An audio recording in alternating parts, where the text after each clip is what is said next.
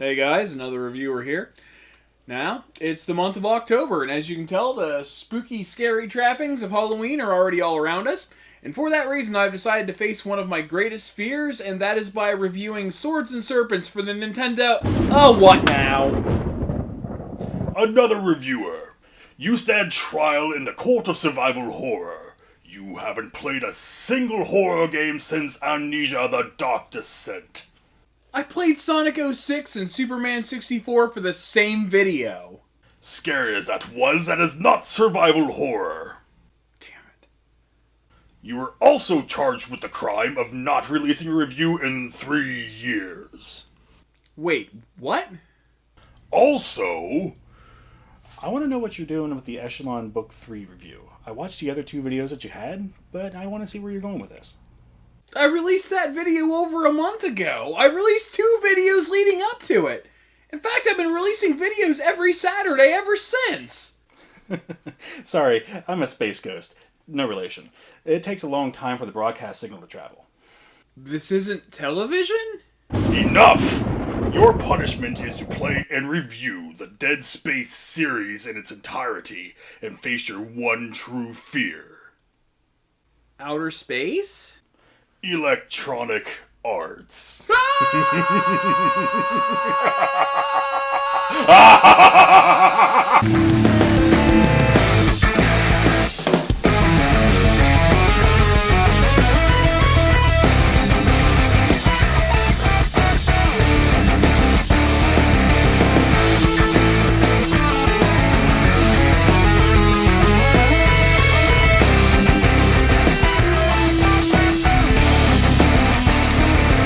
Electronic Arts, known best for various sports titles, Mass Effect, and Dragon Age, were also responsible for several failures in gaming, notorious for buying smaller companies and taking control of their projects, often imposing strict deadlines and pushing developers into using methods that had worked in the past for EA, but never in ways to improve the developer.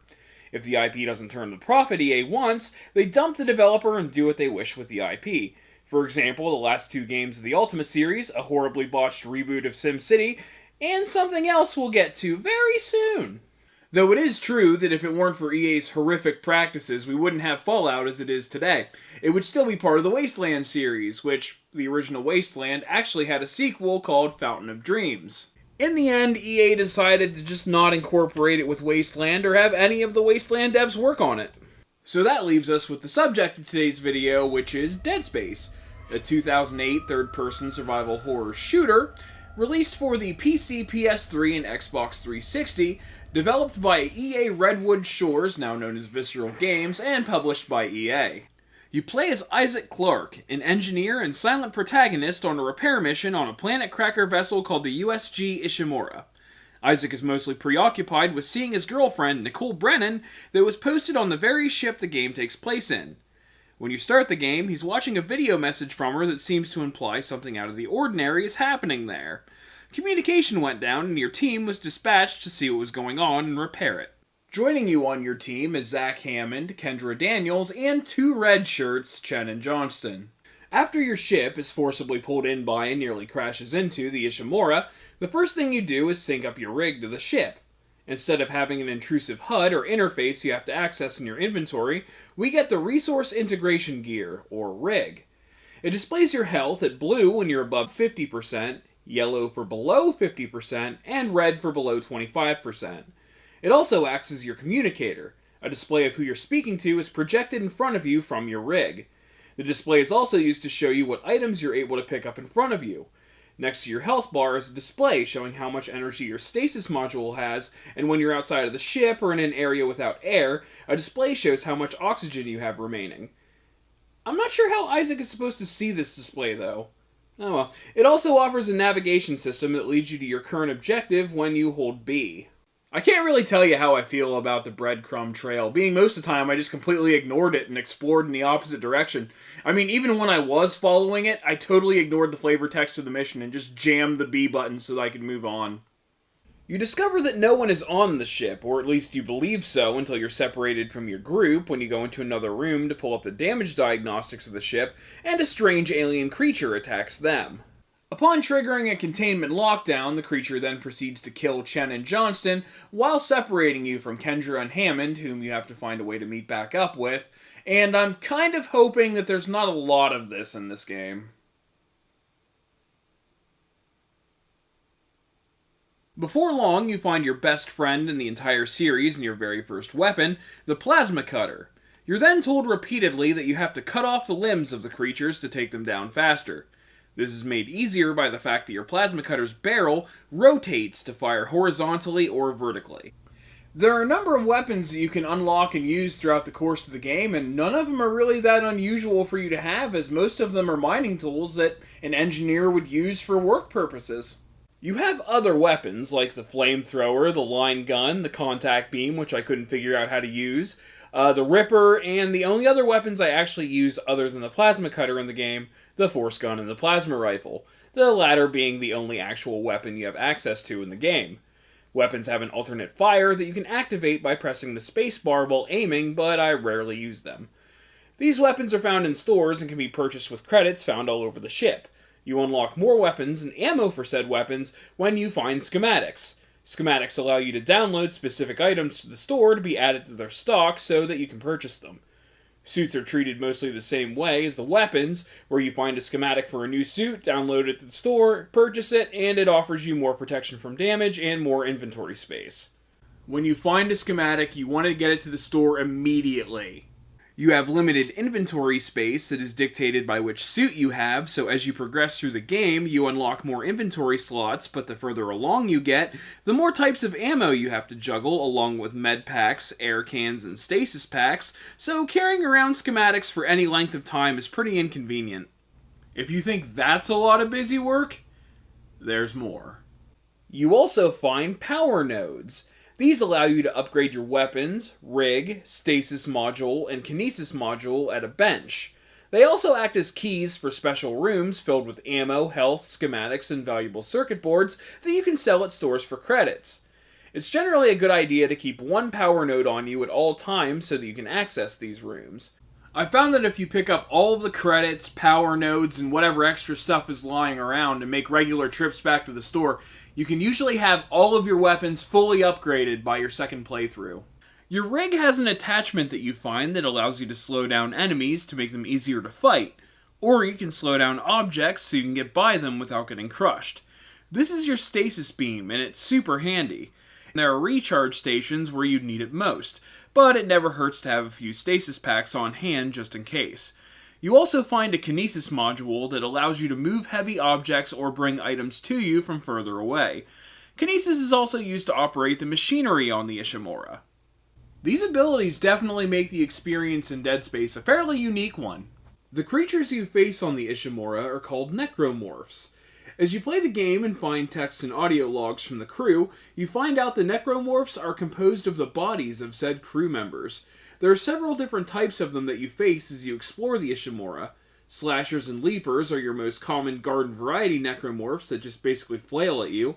Pregnants charge at you, and depending how you kill them, will just die or release a group of swarmers early on and lurkers later on.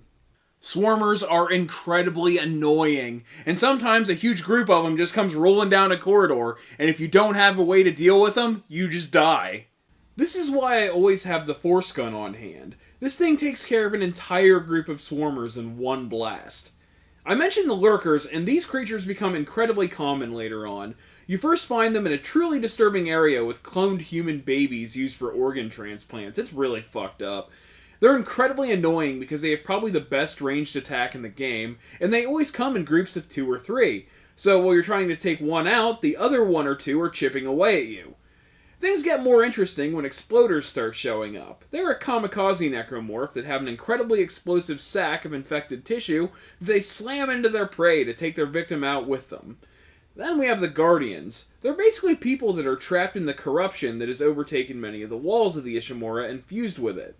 They fire pods from cavities in their torso that fire missiles at you, so to fight them, you have to cut the tentacles attaching them to the walls while dealing with being attacked by the pods. If you spend too much time with the pods, they attach themselves to the wall with more tentacles. I found a few well-timed concussive blasts from the Force Gun takes them down quickly. Unfortunately, they have a one-hit kill where they shoot out a tentacle that immediately beheads Isaac if he gets too close. Embarrassingly enough, even though the Force Gun was my go-to for dealing with these things, I never thought about trying the Alt Fire, which turns out just hucks a grenade, which makes dealing with Guardians almost trivial. Probably the creepiest enemy you'll encounter is the Divider. It's made up of several different parts that once you blow them apart, you have to deal with each one individually, or they'll continue to attack you. Other creatures who kind of start off as mini-bosses, but become more common as the game goes on, are brutes and infectors. Brutes are massively armored monsters that are very well protected from the front, so you need to find a way behind them to get to their bodies, and even then, they take a ton of damage. Infectors turn corpses into more powerful versions of slashers. Infectors aren't hard to take down on their own, but the enhanced slashers they produce can be, which is why it's important to stomp the limbs off of any corpse you come across for fear that you have to come through here again, and an infector appears. There's another version of the slasher that comes up later in the game as well. They're called Twitchers, and no, that doesn't mean that they livestream play or unknown battlegrounds. You encounter them when a military ship called the USM Valor crashes into the Ishimura. You go to explore it and find that the soldiers were converted to necromorphs, but because they had stasis units in their suits, it merged with their bodies, causing them to move incredibly quickly and erratically. Why it makes them go faster instead of slower, I have no idea. And why stasis still works on them and is in fact an incredibly effective way to fight them, I can't really tell you that either. Anyway, there are 3 boss fights in this game against creatures called the Leviathan, the Slug, and the Hive Mind. I don't really want to get too in-depth with them, as their fights are fairly self-explanatory. The whole point of the game is coming to repair the USG Ishimura, then finding that the crew were all killed and there's nothing you can really do. You attempt to leave, only to have your ship destroyed by necromorphs, so your mission simply becomes find a way off. You perform several tasks in order to meet this end, and hopefully find Nicole alive along the way. You find out that the reason all this is happening is because the Ishimura was actually out on an illegal mining operation, extracting something called a red marker from a colony on Aegis 7, the planet being mined, and bring it back to Earth. Kendra initially finds out about the marker and insists Hammond knows more than he's letting on, but he insists he knows nothing about it. As it turns out, most of the crew of the Ishimura, including the captain, Benjamin Matthias, are unitologists. Unitologists are religious zealots that believe that death is the first step, that becoming a necromorph is some sort of higher state of being, and that the markers are some sort of ancient holy artifact. You end up running into one such zealot who's been doing experiments and turning live crew members into necromorphs named Chalice Mercer. Just have a look at this dude's office, Jesus Christ! As a result of his experiments, he created the Hunter, a necromorph with the ability to regenerate severed tissue. Needless to say, he's an annoying son of a bitch, and the Hunter's pretty hard to deal with as well. Huh? One of your bids for escape is to put a transmitter on an asteroid and release it into space. The signal was received by the USM Valor. Unfortunately, they also intercepted an escape pod that Hammond had trapped a necromorph in and jettisoned into space, thus causing the Valor to become infested with Twitchers and crash into the Ishimura. During your exploration of the Valor, Hammond starts to notice all of the heavy military equipment and kind of deduces that they weren't sent here to rescue you, they were coming to destroy the Ishimura. While aboard the Valor, you seek out parts to repair a shuttle to escape. You run into another unitologist who has become more dubious of the goings-on the Ishimura by the name of Terrence Kine, who has been attempting to keep the necromorph infection contained. He asks that you use the repaired shuttle to return the marker to the colony and place it back on its pedestal to try and stave off whatever it is that it has unleashed, referring to the hive mind that it shows you video of. Sadly, Hammond is killed by an enhanced brute in the process.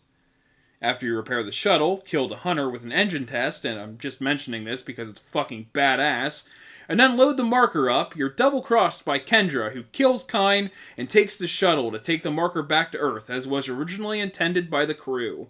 She reveals that the marker from Aegis 7 was actually man-made and put there hundreds of years ago to be researched. It has been discovered that the pattern covering the surface is the DNA code for necromorph infection. You run into Nicole, who assists you in pulling the shuttle back, but Kendra escapes before it returns. I'm about to get into a lot of shit, and it's not really going to make a lot of sense, but here we go. Isaac takes the shuttle to the planet and puts the marker back on the pedestal to contain the hive mind, but this disrupts the gravity tethers holding the colony aloft from the surface of the planet. Isaac attempts to escape, but ends up being stopped by Kendra, who takes the marker back to the shuttle and insists Isaac watches the video of Nicole all the way to the end. It's revealed that she kills herself, but Isaac was in denial this entire time. It turns out that the manifestation of Nicole that you continue to encounter is a hallucination caused by the marker in an attempt to be returned back to the planet for some reason? You catch up with Kendra as she flees to the shuttle, as the hive mind grabs her and snubs her ass out on the fucking ground. You defeat the hive mind and get onto the shuttle, which rewards you with a look at Isaac's face. Nicole's video begins to play, but Isaac turns it off before being immediately attacked by a necromorph form of Nicole. Then the credits roll. You get decent rewards for beating the game, too. I like this game. It has all the inventory management of a survival horror game, but it seems pretty lenient with the items, being that you find them pretty much everywhere, even up to the point of having a store where you can just buy them.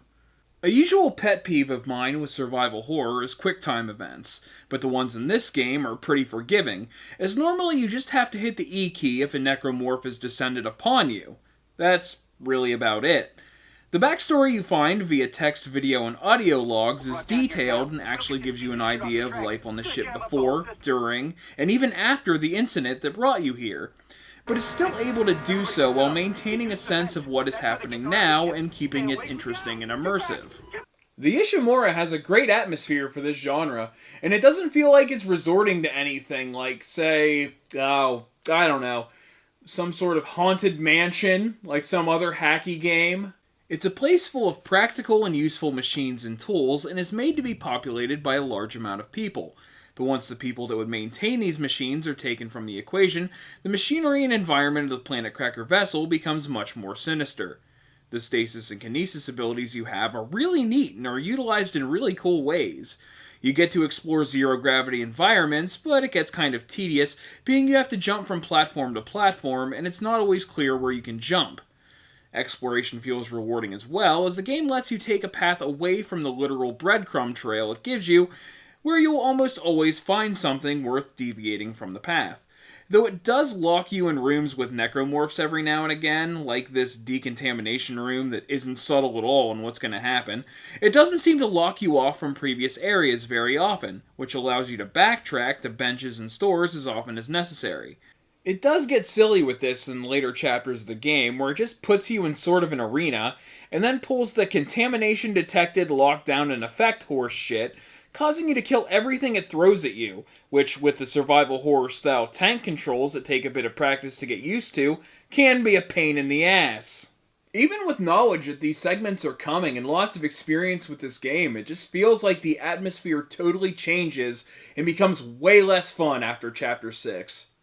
Lurkers are just everywhere, and when it isn't just lurkers, it's a large horde of enemies you have to work through in order to progress to the next room. Not to say I don't like challenge, I do, but whenever the game's idea of challenge becomes endlessly repetitive fighting segments, I just get bored. These aren't even really the most challenging bits of the game anyway. In true survival horror fashion, there are a number of puzzles you have to perform, and if you don't figure out the correct way to do them, you will die and die horribly. Here's a montage of a few of the non-creature deaths you experience.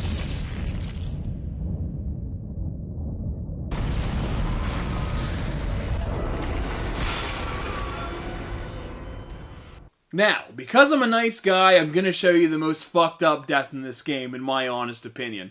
It happens whenever you confront a divider, blow him apart, but you can't seem to take out the head in time.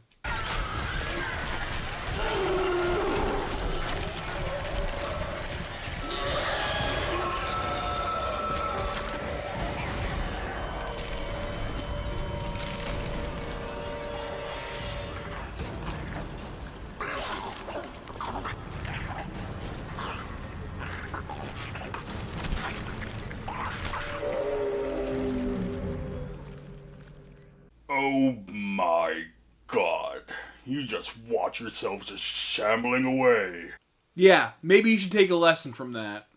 Oh, you think you're going to be getting rid of me that easily? No, I am here until the task is done. Looks like you're gonna be waiting, because I do one video a week and that's it. It's okay. I can keep myself occupied.